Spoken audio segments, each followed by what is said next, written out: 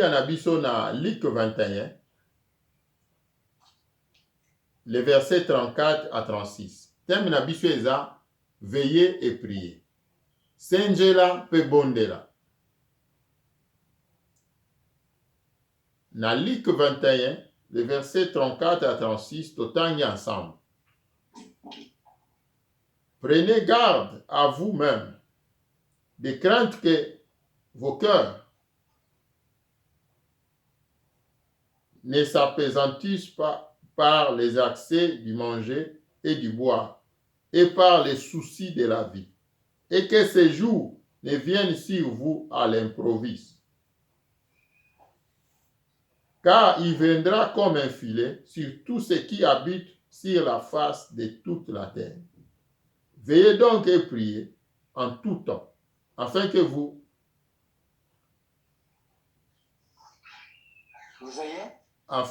ayez la force d'échapper à toutes ces choses qui arriveront et de paraître debout devant le Fils de Dieu. Shalom, shalom. Shalom. La fois passée, tolobelaki yango po ezalaki samedi ya prière. Lelo tozolobela yango lokola dimanche, tokende un peu na détail. Frère, sœur, nani azoloba eza Yesu Masiya.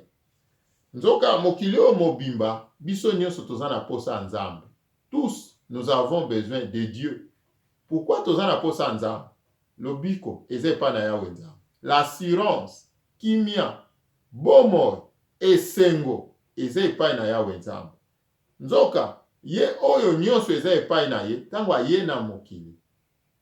Libanda tote na kati ya bamateya kwa koteya biso, aye lisusu kopesa biso mateya oyo eza pona avertissement, pe eza pona ko prévenir biso, ko kebisa biso. Mais mokonzi okoki te ko bangisa biso, parce que toyebi na yonde biso toza na nyonso.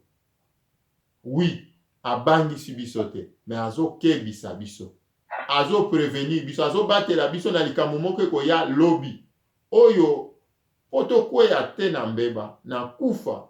Lelo nde esengeli tobongisa. Lelo nde esengeli tobongisa. Po eza na bamisusu même ti lelo na bandimi liloba nzambe te. Seke tango bazondima ekomi tango na bango ya kobongisa. Frère, sœur, tango nkolo azoloba veiller et prier, azolobela te likambo ya en général, mais azolobela likambo ezo concerner moto moko na moko. Veiller elingi otalisa responsabilité ya moko na moko face ya objectif o eza le royaume de Dieu. Nazanga te bokonzi ya likolo. Alobi eloko eko surprendre mokili, ekozala lokola filet, ekopekisa moto akota na bokonzi ya nzambe. Shalom, shalom. Alobi bien makambo ekoya, ekosala ete misusu batikala susu debute, bazala su ya kotelema te, bakoka lisusu te mpona bokonzi ya likolo. Pe alobi mipepe bele koya na mokili, eko mela lokola ngando, lokola nguma, lokola nyamo ya munene aliaka biloko ebele mbala moko, eko mela bato, eko kotisa bato na mouvement moko. Bakolobela koma nzambe, me bakoyeba lisusu te bokonzi ya likolo ezali. Alobi bino boko se échapper na makambo. Abi makambo ekoya na nini? Makambo ekoya na excès de boire, de manger. Ekoya na souci ya vie. Frère, lokola bana nzambe, tososola malamu. Omoni ndenge tomoni Covid, mokili ekozonga lisusu la normale te. Ekozonga lisusu te tozwa kimia, ndenge tolingaka kozala na kimia na mokili. Mokili ezomata lokola na bescalier. Lobi kuna ezalaki ba loi, o ezalaki voté, tomoni pédophilie, homosexualité ezu esika. Lelo tokomi na corona. Frère, sœur, assure-toi, maloba nzambe ekokokisama. Yango pona biso avertissement eza, pona biso interpellation eza, veillez et priez. Lelo tokomi na corona, eza lisusu escalier musu tozomata. Escalier oyo ekotika biso na kimia te, ekozongisa kimia te na mokili. Escalier ekobakisa lisusu makambo mususu. Nzoka na makambo ezobakisama, ezomema biso. Tososola su malamu, le verset 34. Frère, sœur, pasi ekomisaka moto moumbu. Frère sœur, moto ya zwi alukaka sepela na yoki pasi na nyokwami ndenge na zwi tika na sepela. Na le verset 34, kola lobeli biso 3 choses. Les 3 choses oyo ezobebisa même les doctrines chrétiennes. Les 3 choses oyo ezodétruire même notre vie, ce qui te bungisi l'objectif du royaume. Frère sœur, tokoko sepelisa bato. Tokoko vanda lisanga. Ce qui te bungisi objectif à royaume, toko bikate. Po Christ mokonzi ayena mokili, mais azo ko avertir biso. Frère sœur, soki mokonzi bakonzi na biso bamboka azoloba keba bisiko na kokite, c'est que moto nyonso faut attirer attention. Et bongo oyo akela mokili. Alobi avertissement. Alobi prévention. Bo mi kebisa. C'est que zwa décision. Nga pena zwa décision. Frère sœur, et ça likambo responsabilité ya moto na moto. Oui tozo sangana elongo. Lingomba de sali biso toza lelongo tokabola na yo liloba nzambe bo. Mais face ya veiller et prier, kola azo mema moko na moko asosola azana posa volonté na yo. Na objectif oyo ya face au royaume de Dieu. Frère sœur, ce côté volonté te okokende te. Kola azana befort, azana posa befort o ezouta na mitema na biso. Oyebi ntango tosanganaka, Nzambe asali biso ngolu ya kozwaka mwa expérience kovanda na ebele ya bato. Frère sœur, okomona même ntango tosambelaka eza problème ya mitema. Toye ebele, tokosambela ebele, mais moto nyonso te akokutana na Nzambe mokolo moko. Oyo toyoki liloba. Moto nyonso te akobika nkembo na Nzambe mokolo yo pe ozobika nkembo na Nzambe. Frère sœur, veillez et priez. Nzambe azomema biso to comprendre des problèmes, azolinga la musakati na biso les efforts de nos cœurs. Na kokosa l'effort na sepelisi bato. Na kokosa l'effort non bato nyonso deya bazopesa cotisation nga kaka mutu na tikali. Mais Nzambe azozela biso na befort ezouta na mitema na biso o ezosepelisa Nzambe. Na sepelaki na mateya tolekisaki lobi na butu. Frère sœur, po mutu azala consacré ndenge papa na biso pichu lobi ateyaki biso. Eza na makambo ebele o etikali lokola conscience ya moto oyo. C'est que na conscience eza na makambo mususu moto amipekisaka. Eza na makambo mususu moto ayebi obligatoire eza pona nga devoir na kosala. De la même manière, veillez et priez. Kolo azo tirer biso attention. L'église d'aujourd'hui toza vraiment distrait. Le monde va vers sa fin. Shalom, shalom. Frère sœur, to rêver mokilo ekozonga jamais à la normale. Les escaliers montent du jour au jour. Kolo na biso azoya. Kalate akoya. Veillez et priez. Veillez et priez. Nzambe azomema biso to examiner encore nos vies. Frère sœur, oyebi ntango tozokabola liloba Nzambe, même ngao nazoteya yo nakoloba ndeko. Mais Nzambe azomema biso lelo tososola ete ntango azoloba na biso veillez et priez, na comprendre c'est plus moi. Ce n'est pas le problème de la majorité. Ce n'est pas le problème de l'autre. Mais c'est moi. Nga o nazoteya yo, nga moko pe nazozonga na maloba. Parce que lilobo tozokabola eza d'abord nga. Yo po zoyamba Nzambe asalongolu. Comprendre c'est d'abord toi. Nazo veiller, nazo bondela. Ekoleka ndenge nini pona nini ko veiller. Nde yango tozokoba. Frère sœur, na veiller prier, Nzambe azana problème ngana yo to comprendre. Du jour au jour, il faut s'examiner. Bato bakimaka mbango bazozela montole. Ngana osoki to sambelaka. Eza pour un jour, le royaume est devant nous. Siko soki to zanga motina nini tozosala ba sacrifice ebele. Nazwa tango ya kosambela. Nazwa tango ya kokota en connexion. Na tiki banzela na nga nyonso. E bongo siko soki na zangi royaume. Shalom, shalom. Kola lobi, pobo s'échapper. Tango ezwa bino lokola surprise te. Oyebi, na mai soki file bwakami, mbisi ayebaka teke file zo bwakama. Azomona vi na yezo kende normal. Mokili ope eza lolenge wana. Frère sœur, tango Nzambe azoloba na biso, veillez et priez. Azomema biso to s'examinaka. Du jour au jour, to examinaka ba vie na biso to mona liloba nzambe ezoya pona nga pona mosusu te pona bato ebele te nabwaka yango na bato misusu te nabwaka yango na moninga te pona mona kaka mabe pona ye me namona nanu nga moko ezomema biso na boye kosala biso mongongo na nzambe molimo mosantu efongwama toyoka nzela nini alingi totambola ezomema biso meme quand toza biso moko meme toza liboso ya bato tomona bato te toyoka soni te po papa edo azawa yango na kosala boye te mais tomimona d'abord toza devant lite moko objectif moko il faut nakota le royaume. Shalom shalom.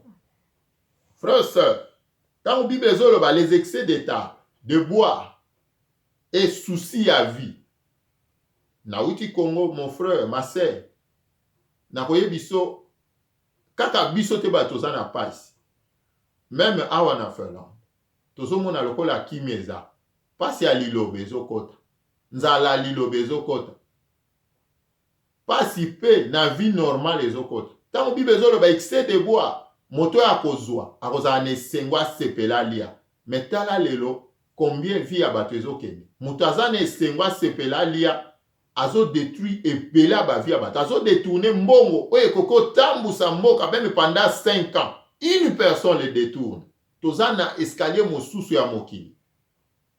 Frère sœur, bato bakozala na posa kolia mpona nini baluki kolia nzala ekobi bilanga ezobota lisusu te moto ntango azwi akolia akolinga su te moninga nazwa akolia kosabalala akolia pena asepela koma ntina suka les excès ekofongwama tozokende na etape mosusu na mokili oyo lokola pasi ekobakisama lokola crise économique ekobakisama makambo ebele ekobakisama bato bakozala na susi ya vie tokobosana posa nzambe nzoka soki toveye pe toprie tokozala te lokola mokili ekobosana posa nzambe mokili ekobosana maloba nzambe ekobalisa maloba na ndenge na bango susi ya vie moto nyonso aganye moto nyonso ase retrouver moto nyonso alongwa na crise oyo ezoya na mokili moto nyonso amona teknologie eza spéciale amona teknologie ezomata amona évolution ya mokili mais abosana les avertissements de Christ tala bisika susi ya vie ezoya meme mateya meme vie na biso tokoluka tozala nao na kimia tokobosana les avertissements. Frère, papa, maman, veillez et priez. Na makomi totanga nani alobi eza Yesu Masia. Pourquoi veiller? À cause de danger monene o ezoya na mokili. Yango kolo azoyebisa biso, faites bien attention. Ne dormez pas, ne vous laissez pas. Danger ngo eza nini? Le verset 36 elobi liango. Elobi file monene kozinga mokili oyo. Elobi te kaka ba Kristo. Elobi te kaka ba pakano. Elobi mokili mobimba. Moto nyonso azana mokili. Première des choses pour na danger.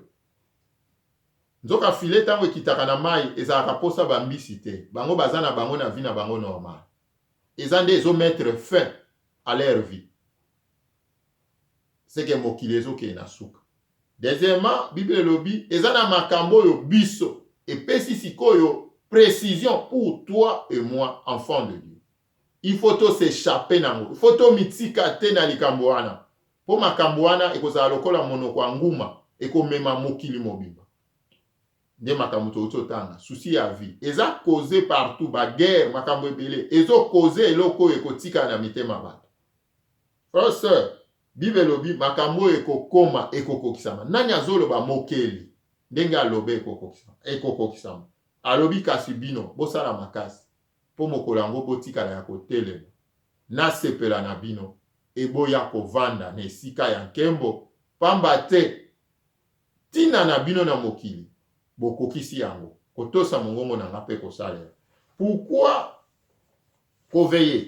Muso akoloba koveiller eza kaka kosenjela. Oui, lingala eza bongo. Mais Bible tango ezolobela biso koveiller ezomema biso d'abord to comprendre danger moko eza. Danger eza inévitable. Tokoki olongola ngo te.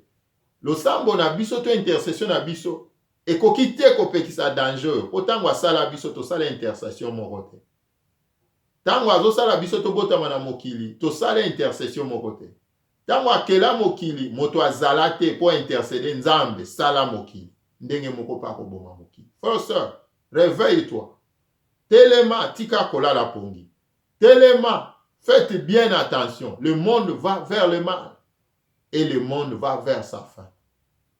Liloba nzambe pe ezo bongwa na mokolo na mokolo. Po susi ya kolia, susi ya kozwa, susi ya kobatela bomoi ezo koma lisu makasi na bato. Pourquoi veiller? À cause ya danger oyo eza inévitable. Eza sans intercession. Danger oyo eko surprendre le monde. Danger oyo ekolamusa susi yesengo na mitema bato. Danger oyo ekofongola ba porte minene na mokili. Mokili mobimbe tambola monoko moko, nzela moko, religion moko, boyebi moko, et bosola liloba ezanga kozwa esika. C'est le temps, frère, sœur. Pourquoi koveiller? Parce que koveiller eza kaka ko garder vie ya kobanga nzambe constante. Lelo na bangi nzambe lobi na kolemba te nazokoba yango nde koveiller. Koveiller eza ko pratiquer liloba nzambe kobima na renoncement ya misala mabe. Eza na ba vie misusu moto azoya lingomba me azaka na bondoki na ye. Moto azoya lingomba azaka na moyibi na ye. Moto azoya lingomba tolobi non aumela na lingomba tanto lobi akobongwa na te. Akoko veiller te. Frère sœur, lelo tozoka bola liloba nani ayebi lobi. Lelo tozoka bola liloba nani ayebi mokolo filo ekokwea na mokili. Mokolo nzambe azo mettre fin. Veiller elingo loba lokola toyambi liloba kola azozela biso totiango na misala toboya banzela mabe ezalaki na biso toumela siko tokoma constante na kobanga ye na kotose quelles que soient nos faiblesses, quelles que soient nos erreurs, to progresser. Veillez eza progrès. Shalom, shalom. Shalom. Progrès vers la vie et non vers la mort. Po batupe misu ba progressera vers le mal. Baza capable papa Tardelia utai kolobango na moko ba phrase na ye tanga bandaki ko modéré. Ba kobi pe na mabe, akosala pe mabe na kimia nyonso. Menzamba sunga biso mitema na biso ezala mabanga te. Nzamba longola mitema mabango yo katikati na biso. Pourquoi veiller, frère, sœur? Toko veiller parce que nous avons besoin de Dieu. Par sa main, biso toko vivre. Par sa main, biso toko zwa kimia. Pourquoi veiller? Parce que veiller esanganaka na losambo. Tango tozo umela na kobanga nzambe. Soki losambo ezate toko kweya. Yango na Marc 14:38. Amemi bayekoli na Gethsemane. La chair est faible, l'esprit est bien disposé. Or, la force de l'esprit vient par la prière. Et développe par nos sentiments. Et développe par nos sens, il y a pensée par la prière. Oya zozo tango akosambela. Eza différent na oya zangi tango akosambela. Oya zozo tango akosambela moto molimo, moto nzambe kati na ya azokola. Et tango nyonso obstacle nyonso tozokuta nango na nzela oyo tozomema ngo na losambo epai na yawe nzambe. Tala vinanga. Tala ndenge nazokoka te. Na losambo tozokola lisusu. Moto nzambe azokomela kati na biso. Na losambo mongongo nzambe tango tozoveye kobakisa na losambo ezofongwama tozoyebo nzambe alingi pona biso. Frère sœur, la prière est un seul moyen où ils ont gardé cette constante. Totikala ya kobanga nzambe. La prière est un seul moyen où ils ont gardé biso totikala debout. Totikala éveillé. Les informations na mokilo ezo ya tango nyonso. Mais la vie est en Christ. Shalom, shalom. La prière ezo sala biso tozala devant la face de l'Éternel. Frère sœur, mokili ndenge ezokende bato bazobunga facilement devant la face de l'Éternel, mais comment nzambe na minoko bato ezolongwa te. Mais la prière te laissera kozala en face de l'Éternel. Soki to veille, prière de kosala biso vie oyo constante, vie oyo akoumela ekoba. Pourquoi? Parce que to se garder devant ce grand danger. Nakati ya danger ba tentation eza, be preuve pe eza. Nzamba zo mema biso tokola lisusu. Mais le diable a luka biso tokwe sur les tentations. Et kozala, et l'onwete, mais koba, na lo sambo. Na tango yo, corona ezoleka. Bien que ezowumela kase koleka. Po ekokende lisu na lika mosusu. Oza wapi libota nzambe. Naza wapi. Bible lobi, veillez et priez. Kolo abangi subiso te, mais akebi subiso. Pape subiso lisu mayele, avant makambo ekomo. Ozana boso soli, po ozana molimo na nzambe. E bongo oyo azangi molimo na nzambe, file eza deja liboso na azoye beloko te. Azolanda nyonso mokili ezolinga. Frère sœur, nzela mokili na nzela na biso ekokani te. Esengo nzambe alukaka pona biso, ne esengo mokili ezoluka pona bato ekokani te. Mokili soko ezolobela esengo ezomona ambiance. Mokili soko ezolobela esengo ezomona matériel. Mokili soko ezolobela esengo ezomona bofuluki ya moto ezomona na miso ya bato. Mais nzambe tanga alobelaka esengo agarantisaka d'abord nos vies pona liwa. Agarantisaka même mikuwa na biso tosala longue vie. Nzambe tanga alobelaka esengo abatelaka matambe na biso tokoya te na kufa. Nzambe tanga alobelaka esengo alukaka pe ya Saint-Esprit evanda na mitema na biso. Shalom, shalom. Shalom. Shalom, peuple de Dieu. Shalom. Pourquoi veiller? Parce que ma responsabilité, Yahweh comme manga un jour na rendre compte liboso na Yahweh nzambe. Frère, est-ce qu'on yeba ko rendre compte liboso na Yahweh nzambe? Est-ce que na yeba kana ko rendre compte liboso na Yahweh nzambe? Responsabilité na ngeza parce que na ko veiller, parce que na ko prier, na ko tika vie na nga chrétien, ya ko banga nzambe tika la constant e komelaka e kendaka me kitate. Na ko beta libaku na ko telema, na ko zonga na vie o. Veillez et priez. Veuillez et priez, frère. Nini tozo kuta nango na vie. Banzela nini ozolekela. Kobosa na telo sambo. Si je na biso nyonso tomemake pa na Yahweh nzambe. Ma kilo na biso nyonso biso moko te tokoka komemango. Na mukanda ya Matthieu 11 alobi toye epai na ye biso baitolembi na mikumba. Tozo sukisa mateya na biso. Frère, sœur, ososoli nini. Veillez et priez. Wumela. Pe ukoba na losambo. Tokotanga ba passage mibale. Pona tango na kotanga ka passage moko yonde okomi nyonso mibale. Psaume 103, le verset 13. Na Psaume 34, le verset 6. Psaume 103, verset 16. Na Psaume 34, verset 6. Frère, nazaki na kisasa nazoyoka nzembo mingi na bato mingi koloba. Omoni mboko to vivaka na ngolu. Mboko to vivaka na ngolu. Mboko to vivaka na ngolu. Omoni mutu azo sala du 1er au 30. Salaire à malunge ça te mona 6 mois impayé. Mais muto yo azo futa ndako azo sala nini. Tango na vandi na bandi osambela, nzamba convaincre nga na motema. Kotalisa nga ma parole reste ma parole. Maloba bato, et soukaka na apparence na obazomona. Frère, sœur, j'ai compris une chose. Non, ce n'est pas une grâce. Parce que na mboko petoza, mutazo sala musala zuimbongo na ye, et qu'on laisse du 1er au 30. C'est une grâce. Mais kuna tango na witi, frère, sœur, lukambo pasi na motema. Pourquoi la corruption, la tricherie, fraude, ba poison ezo régner? Parce que l'homme veut gagner. Bazo futete na salaire. Nani azo futa ete? Un chrétien ou azo sala ye nkopo anyokwa. Azo tinda ina moiba, azo tinda ina kobo. Tala biloko misato. Bisike ezo kola na mokili. Moto wana tango azui. Babare eza plein. Parce que azo eba zui mbongo na pasi. Mais pas sur eza azo nyoko la suba susu. Mais c'est un chrétien. Alobi pe eza ngolu. Te. Ngolu nzambe tozo bika ngo bongo te. Ngolu nzambe eza parce que tozo veiller, tozo prier. Ako pouvoir na bandira na biso. Mais eloko nini epimi musala eza na mboka na biso. Mais soki mutazui musala akofuta ndako ne bien. Siko muto bazo futete azozwa mbongo ndeni toko komituna te.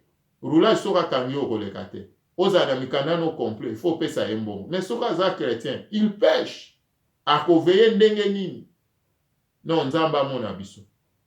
Na Psaume 34 verset 6. Bible lobi oya ko tourner regard vers l'Éternel à cause de la rayonner de joie. Toko tourner regard vers l'Éternel kaka te na miso na biso natali boy te.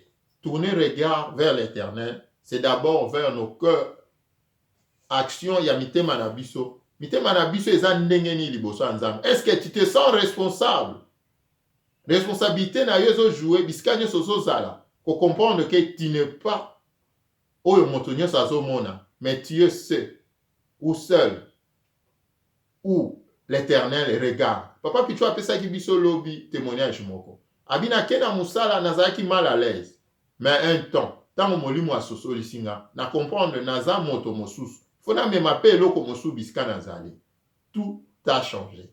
Frère Nzamba pambola yo. De la même manière, naza na Congo na osala 4 mois. Bakonzi na nga musala bazobenga nga yaka musala. Nga ona nzolobi ndenge na umeli boye na kokozwa suspension na kokozwa ba avertissement. Yaka musala. Frère sœur, bisika nyonso tozalaka. Nzamba za na posa ko rayonner biso. Ko rayonner biso ezate poto tondisama na ba bien matériel. Na Congo na moni plus les gens parlent de la considération. Bato ba considérer nga te. Si l'Éternel me considère, cela me suffit. Cela te suffit, frère sœur. Nzamba ko considérer yo ndenge ni, ako considérer nga ndenge ni. Soki tolingi ko veiller. Soki tolingi ko umela na losambo te. Toko sepelisa bato nyonso te, mokili eza na bato ebele. Musuku ta koyeba pe biso te tiliwa. Toluka ko sepelisa Nzambe. Un jour toko rendre compte. Ako sala bilongi na biso ezala rayonner de joie. Esengoyo ata lelo tomoni yango te. Mais tozo bika yango. Lobi tokozala nango elongo. Non, na keite na lifelo na zika moto. Na zana mokonzi. Po esengoyo tondisi mitema. Nzambe apambola biso. Shalom, shalom, shalom. Tosukisi boye pona mateya na biso. Veillez et priez. Tango boni ozozo ya losambo. Tango ozosambela, est-ce que ozosambela na motema no mobimba? Vie chrétienne na yo, est-ce que ozoko examiner ngo du jour au jour? Tika ko bwaka mingi sete na basusu. Tika ko mona mingi elongo. Mais to mi mona d'abord biso moko. Po moko la moto ko rendre compte biso moko liboso Nzambe. Mobali akozala te, mwasi akozala te. Bana bakozala te, to ko rendre compte. Naza na ministère, naza na don grâce, na ko rendre compte liboso Nzambe. Na bongo la motema kaka na mokolo moko, yesu aye lobi na ko rendre compte. Quel compte na ko rendre? Soki lelo na yebo veillete, na yebo priete. Que l'Éternel Dieu nous bénisse. To gumbi bilongi na biso ko yebisa ene fils que merci. Nini amemi na motema na yo, yebisa ina après-midi ya lelo. Aza Nzambe wa yebo yamba losambo na biso. To bondeli na kombo na Yesu.